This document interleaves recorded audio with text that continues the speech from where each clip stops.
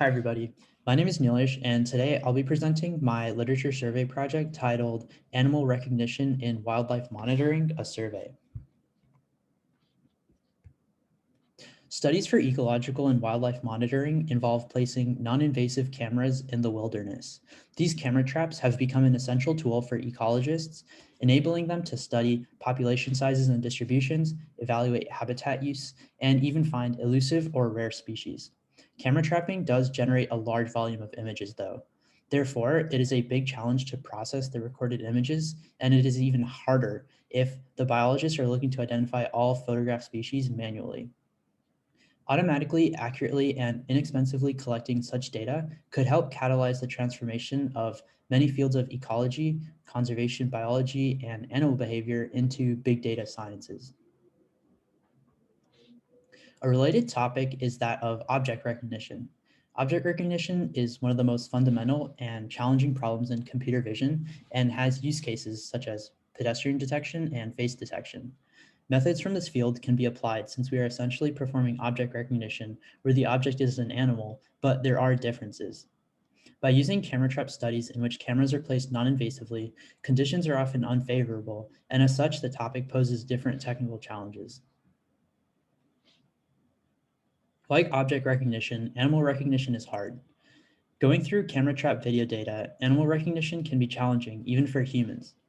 Images taken from camera traps are rarely perfect, and many images contain animals that are far away, too close, or only partially visible. In addition, different lighting conditions, shadows, and weathers can make the information extraction task even harder. In this literature survey, I look at the following tasks or technical challenges: camouflage, occlusion, illumination changes, dynamic background, and resembling species recognition. When discussing approaches for the tasks, I will classify them into three categories: feature-based methods, machine learning methods, and deep learning methods. So evolution favors ways for animals to survive in the wild. One of these traits, coloration, has played a major role in survival and reproduction. From camouflage to mimicry, evolution by natural selection has introduced some very interesting coloration patterns. Camouflage is actually one of the most common anti-predator strategies in nature. So then the problem becomes that in ecological monitoring, it's hard to detect and identify the animal if it's properly camouflaged. An example can be seen in this image where the moth is blended in with the tree trunk. There are many feature-based approaches which tackle animal recognition for camouflaged subjects. The Garber filter, scale invariant feature transform or SIFT, Fourier transform, and canny edge detection methods all extract useful information to identify the object. Trosciano et al. From the UK do a great job in describing these methods more in detail. While effective in detecting camouflage subjects through features such as texture, these methods are dependent on the orientation of the subject. Deep learning approaches include the HMAX model, which is a biologically motivated architecture that describes patterns with some invariance to scale and orientation. This method does have a high computing load that comes with it, though. Other methods in deep learning are convolutional neural networks like faster RCNN, YOLO, and SINet. Faster RCNN generates region proposals, and SINet segregates the search and identification modules.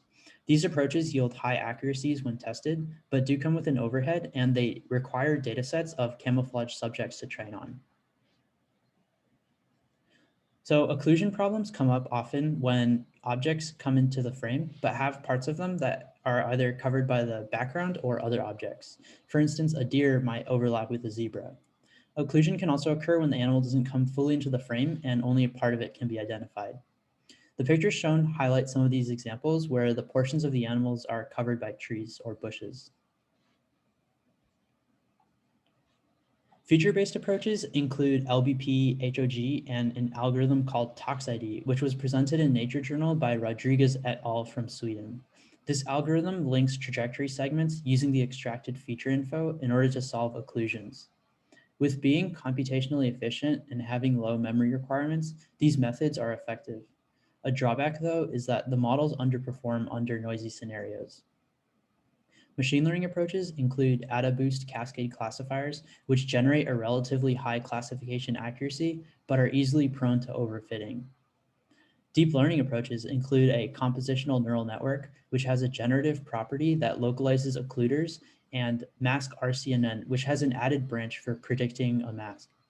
These methods are robust against partial inclusion, but do require large data sets with occlusion to train on, which can be hard to find sometimes. So many agencies leave cameras for long periods of time, and as such have a good number of images that have many shadows, are dark due to the nighttime, and have bright spots in certain areas. Examples can be seen in the image displayed.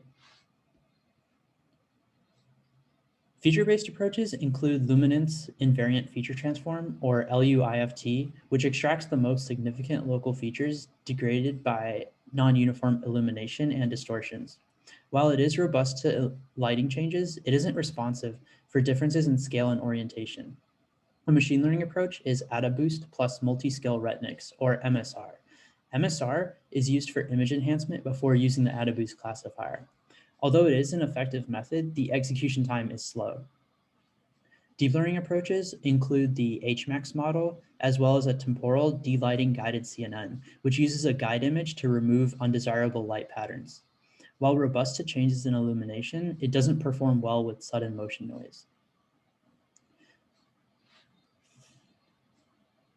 So detecting and identifying animals from the camera traps is challenging, can be challenging within natural scenes because natural scenes in the wild are often highly cluttered due to heavy vegetation and highly dynamic due to waving trees, moving shadows, and other unwanted noise.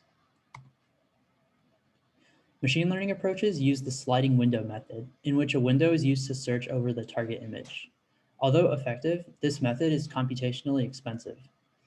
Another method uses robust PCA to spatially localize the animal in the image. Robust PCA is a strong localization method that can actually outperform the R3net, but it doesn't work well under illumination changes or when more than one animal is present.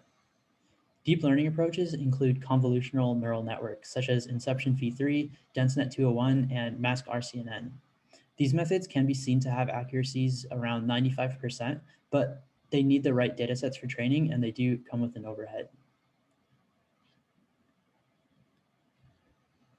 So even as humans, it can be hard to differentiate some animals apart. A good example of this is how crocodiles and alligators are differentiated using their snout.